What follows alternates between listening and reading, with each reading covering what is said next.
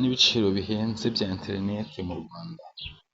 Ngiye kukwereka uburyo ushobora gukoresha interineti ku buntu, free internet. Mbere unazi abakoreshaga tano plus n'izindi application zitanga interineti ku buntu, ariko zimwe na zimwe zikagenda zihagarara. Ubu rero ngiye kukwereka uburyo indi application nziza ikora neza ku murongo wa Airtel itanga interineti ku buntu ya VPN. Mbere na mbere urabanza ugiye kuri Play Store, urangiza ugiye muri search ni hano, wandikemo ngo your freedom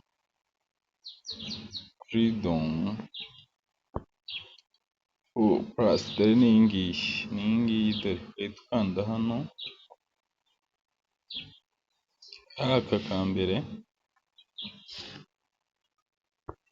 wamara kugakandaho bakakwereka aka application gafite dore logo isa gutya, ni aka ngaka, ugahita ugakandaho, ugahita ukesitara muri telefone, ugategereza nyine ikajyamo.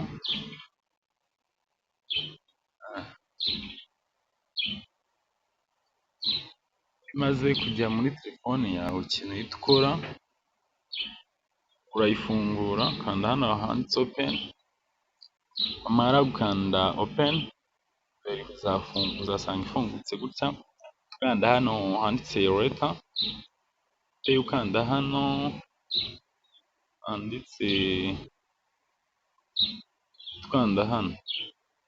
handitse how to select save uzashyiramo hano, n'ubundi uzagucamo iyi. Ahangaha nta kintu uzashyiramo, uzabirekera uko bimeze. Numara kubirekera uko, uhita uza hano hepfo, uzashyira ikintu kuri kabiri hano, uzakanda kuri aka kantu, numara kugakandaho uze muri ibi bihugu, umanuke, urebe ahantu hari u Rwanda, uhita ubona hano handitse ngo Congo Airtel Rwanda, aba ariho wemezamo, bijyamo. Ikintu cya mbere uzakora, kuri interineti hano uzaba uyifite, ikintu cya mbere uzahita ukora, uzabanza umenye mwibutse ko iyi interineti ikora ku murongo wa Airtel gusa. Ubwo data zawe uzabanza uzifungure, uzesitare kuri simukadi ya Airtel, urangiza uhita ukanda hano handitse ngo start. Numara gustatinga, ndabizi bizahita bikora neza kandi 100%. Ko njyewe wenda nyine nabanje kugukorera iyi video ndi kuri wifi, ntabwo nayisetinzemo nyine kugira ngo mbikwereke, ariko ndabizi nubikora bizakora neza, kandi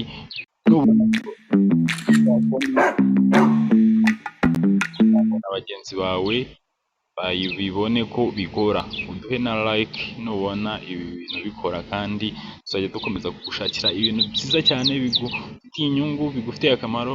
Niba ukunze iyi video wanakora subscribe kuri iyi channel, kuko nzagicaho ibintu byiza cyane kandi bigufitiye akamaro. Urakoze cyane guys, thank you so much for watching this video.